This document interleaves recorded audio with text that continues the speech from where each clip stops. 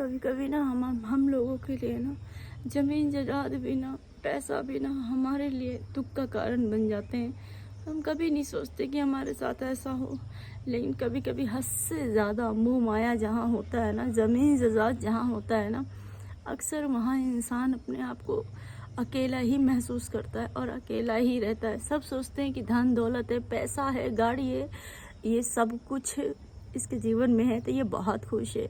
नहीं दोस्तों, ये हमारी सोच है, ये हमारी गलतफहमी है। गाड़ी है, बंगला है, कब तक बैठ के घूमोगे, कब तक अपनी जायदाद में ऐश करोगे, कब तक रहोगे जब तुम्हारा जीवन में रोना लिखा है। तो जय श्री राधे कृष्णा। कैसे हो आप सभी? तो आशा है आप सब अच्छे हों, हम भी अच्छे हैं। तो दोस्तों, आज मैं अपने दिल की बात नहीं बोलूँगी, मैं खुद के बारे में बोलूँगी आज।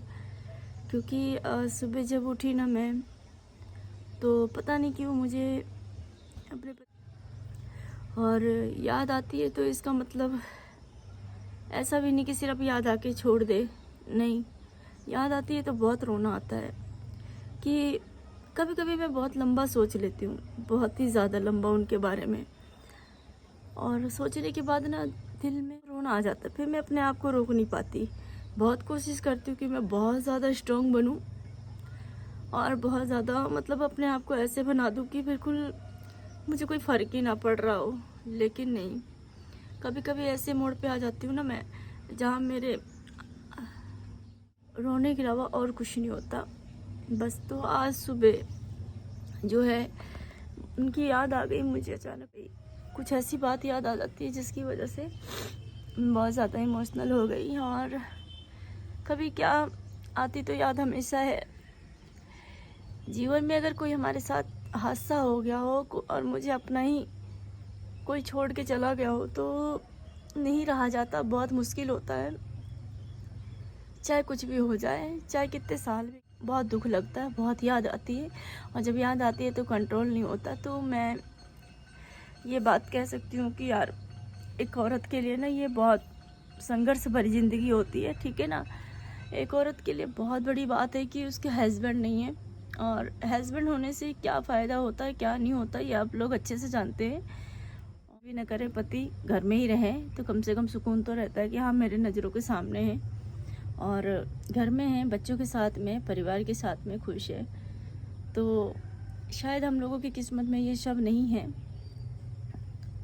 और आज इसी बात का दुख लग रहा है कि शायद मैं अपने आप को बहुत अकेला फील करती हूँ, बहुत अकेला करती हूँ। क्योंकि परिवार भी ऐसा नहीं है कि चल मेरी भावनाओं को समझ सके। तभी मैं घर से बाहर भी रहती हूँ। मैं हमेशा घर से बाहर ही रहती हूँ, इसलिए रहती हूँ घर से बाहर।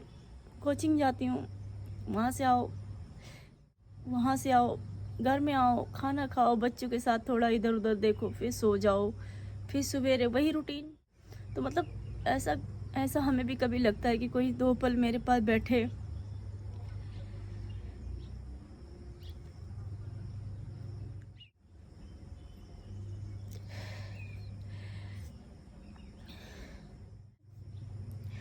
जो आपसे ये पूछ सके तू कैसी है।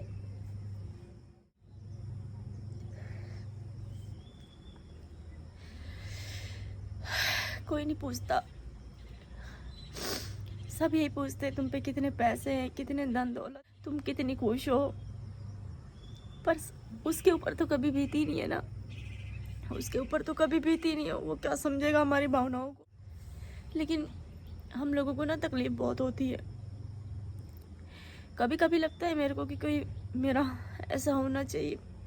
कभी कोई बात ऐसा दिल पे लग जाती है तो मैं अपने अज्जू को आवाज़ लगाती हूँ, मैं अपने पति को आवाज़ लगाती हूँ और मैं कहती हूँ, देख तू कहता था ना मेरे से, कहता था ना कि यार, तू बोलता था ना मेरे को कि मैं तेरे साथ हूँ, तू चिंता मत कर। देख आज मैं अकेली हूँ, कोई मेरे साथ नहीं है। तो मैं शायद कुछ फैसला भी कर लेती, कोई चीज़ मैं सोच भी लेती अपने बारे में। लेकिन तुमने तो मुझे ऐसी जिम्मेदारी में फंसा दिया, ऐसी जिम्मेदारी देकर चले गए तुम, जहाँ मुझे इनको छोड़ते हुए भी बहुत डर लगता है और ऐसा कदम उठाते हुए भी बहुत डर लगता है। तो मैं मजबूर होके ना, मैंने ये निर्णय ले लिया कि मैं शायद अब जीवन में ऐसे दुखों के सहारे रहूँगी। दुखों के सहारे रहूँगी और ऐसे कट जाएगा, ये सोच के रहती हूँ मैं अब, क्योंकि बच्चे हैं और बच्चों से बढ़ के कुछ नहीं है जीवन में। कहीं ना कहीं इनका भी दुख लगता है कि कम से कम पापा नहीं है तो मम्मी तो है, या कैसी भी हूँ मैं, हूँ तो ना मैं। तो पेरेंट्स के बिना बच्चों की ज़िंदगी बहुत ख़राब है। मैंने देखा यहाँ पे, जब मैं कोचिंग जाती हूँ वहाँ पे एक लड़की आती है, उसको पढ़ने का बहुत शौक़ है और उसे कई सारी चीज़ों का बहुत शौक़ है, लेकिन पेरेंट्स साथ नहीं देते हैं।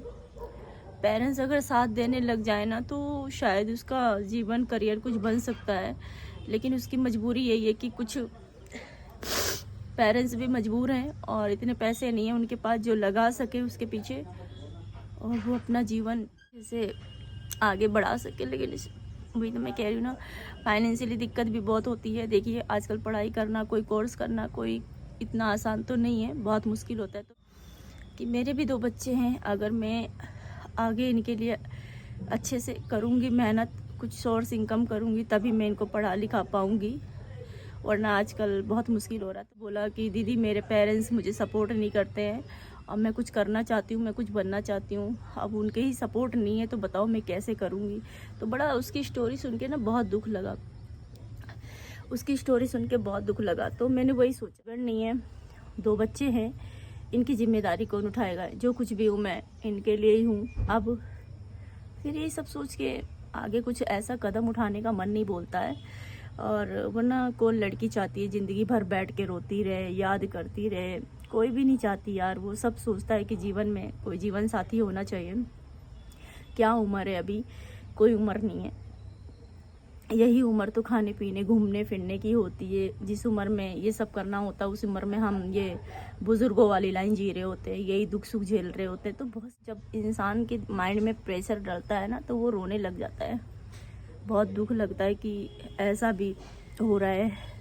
तो फिलहाल यही चीज़ है, बहुत मन दुखी होता है। हम सोचते हैं यार किससे बोले, किससे कहें। यहाँ पे मेरा सेंटर है, कोचिंग सेंटर है, मैं वहाँ जाती हूँ। मेरी मैम बहुत अच्छी हैं, वाकई में बहुत ही ज़्यादा अच्छी हैं। तो मैं कुछ फीलिंग्स उनके साथ शेयर कर देती हूँ, वो मेरी बहुत रिस्पेक्ट करती है। बोलती हैं कि रितु तू बहुत पावरफुल है। पता नहीं उनको क्या नज़र आता होगा, मुझे नहीं पता। हमारी टीचर है वो बोलती है कि रितु तू इतना सब कैसे कर लेती है, कैसे मैनेज कर लेती है। मैं तो बिल्कुल, मैं देख के तुझे हैरान हो जाती हूँ कि इतनी सिरदर्दी, इतनी टेंशन लेके तू अपने परिवार और जिम्मेदारियों में रहती है। तेरी खाने पीने की उम्र है, घूमने फिरने की है, और इस टाइम में मेरा बच्चा तू ऐसे फेस कर रही है। तो मतलब बहुत दुख लगता है उनको भी। बहुत लोग मेरे साथ रहते हैं। जब तक मैं घर से बाहर जो है मेरा माइंड फ्रेश रहता है। जहाँ मैं घर में घुसती हूँ ना, जहाँ मेरा दिमाग ख़राब होना शुरू कर देता है। तो आजकल ऐसे ही है।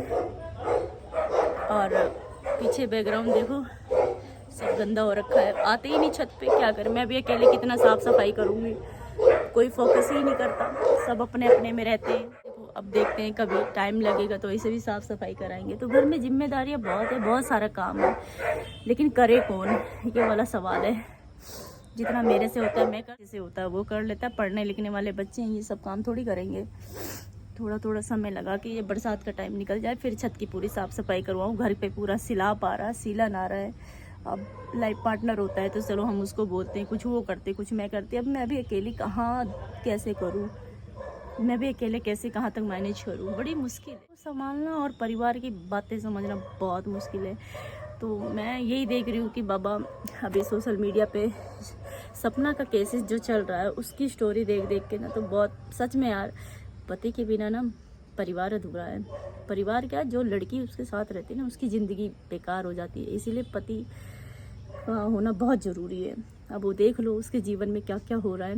भगवान दौलत होने के बाद, सब कुछ होने के बाद उसकी ज़िंदगी नर्क बनी हुई है। तो मतलब यही सारी चीज़ें कहूँगी कि बहुत परेशानियाँ हैं। जिसके पास धन दौलत है, सब कुछ है, वो भी खुश नहीं है आज के डेट में। और जिसके पास कुछ भी, जिसके पास सच्चा प्यार होगा, आदमी होगा, परिवार होगा, देखना वो औरत भी बहुत रोती है, बहुत रोती है।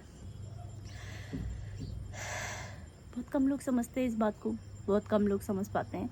हर कोई नहीं समझ पाता है। बहुत लोगों को लगता है ड्रामा है ये वो। अरे यार कभी हमारी जगह बैठ के देखना, सोचो सबसे अकेले हो गए। आप लोग तो देख ही रहे हो कौन मेरे साथ है कौन नहीं है। कहते हैं ना, सामने वाले को इशारे काफ़ी होता है, समझाने की ज़रूरत नहीं है, उसे बताने की ज़रूरत नहीं है, सामने वाले को इशारा ही। बहुत लोग मेरी फीलिंग समझ जाते हैं, बहुत लोग नहीं समझते हैं। तो मैं उनको यही कहना चाहती हूँ, ठीक है, बट ये वाली ज़िंदगी जीने से तो अच्छा है ना। सच में कहीं ऐसी जगह चले जाओ या कहीं ऐसा कुछ कर लो जो बिल्कुल दूर चले जाओ इन लाइफ से। पर जाएँ कहाँ? मुँह ऐसा हो जाता है कि ये 2 मासूम बच्चे हैं, इनका क्या कसूर है ना। जब हमने सुख की लाइन जीवन अच्छे से जी है तो क्यों ना दुख की लाइन भी इसी तरीके से काट दें। बहुत सारे मन में सवाल जवाब होता है। फ़िलहाल ये कहती हूँ मैं कि जीवन ख़राब हो गया यार, बहुत कुछ ख़राब हो गया। पहले जैसा कुछ भी नहीं है घर में, सब बेकार सा हो गया है, सब कुछ चेंज हो गया है। रोना भी चाहो तो रो नहीं सकते, कुछ कहना भी चाहो तो किसी से कह नहीं सकते, कोई सुनने वाला ही नहीं है तो किसे बोलेंगे।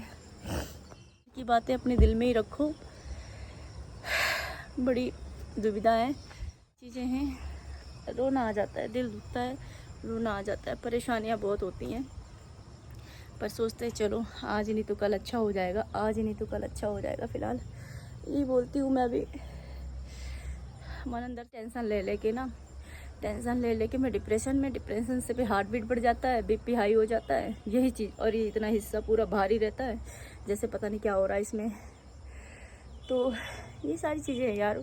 हमारे पास बैठ के ना 2 पल बैठ के कुछ अपनी बातें कर ले, कुछ हमारी सुन ले, अच्छा लगता है ना। लेकिन आजकल डेट में ना ऐसे बहुत कम लोग मिलते हैं ज़्यादातर। आप अपनी तकलीफ़ें बताओगे वो और उछालेंगे और 4 लोगों को बोलेंगे। इससे अच्छा अपना मुंह बंद रखो यार। सोचो भगवान ने जो तुम्हें सज़ा दिया है, तुम अंदर ही अंदर घुट घुट के जीते रहो। बस यही सारी चीज़ें। समझने वाला नहीं समझते, जो इस दुख से गुजरा होगा ना वो ज़रूर समझेगा।